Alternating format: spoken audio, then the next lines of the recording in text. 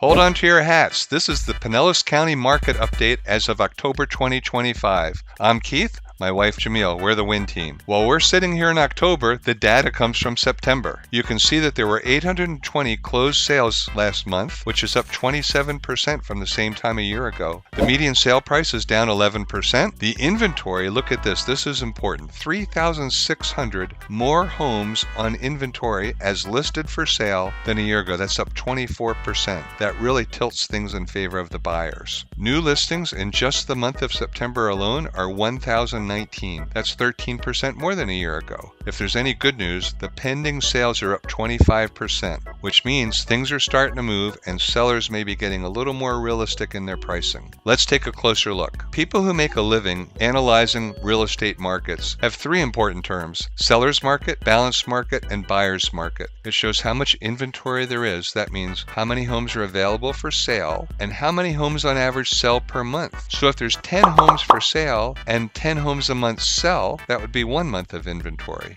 But if there's 10 homes for sale and only 1 home per month sells, that would be 10 months of inventory. And you can see how that would be either a seller's market, meaning that if homes are selling so quickly there's only 1 month of inventory, 10 homes sell every month, or it would be a buyer's market if there were 10 homes for sale and only 1 home per month sold. What's happening in Pinellas County is we call it a balanced market. It's right in between those two states with 4.29 months of inventory. So if you look at like a seesaw, it's just a little bit favoring the sellers. Sellers are getting close to their ask price of 95% of their ask price, but that's very skewed because it doesn't count the hundreds and hundreds of people who are trying to sell that have it priced too high and have not sold. So of the homes that have sold, they're getting 95% of their ask price in 43 days on the market. This is just a chart of the inventory levels since 2020 in the bottom left corner of your screen. And you can see how the inventory levels have been going up and up. They actually peaked in April of 2025, and here we are in September with a slight decrease down to 4.29.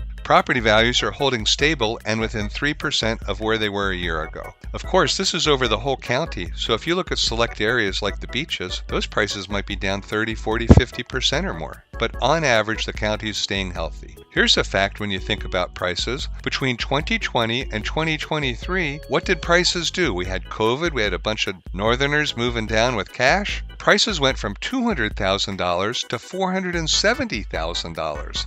That's a heck of a rise, and it really was not healthy for our market. We're still adjusting to that. In 2024 and 2025, the prices have stabilized and gone down slightly. You might be surprised to learn in a county like Pinellas, it's pretty large, but boy, 1,278 properties coming on the market in September alone, that's a lot, but it's less than the month before. Here's another great way to know, is the market gaining steam or losing steam? Is it getting better or worse? Well, look at this. We have 949 new pending listings.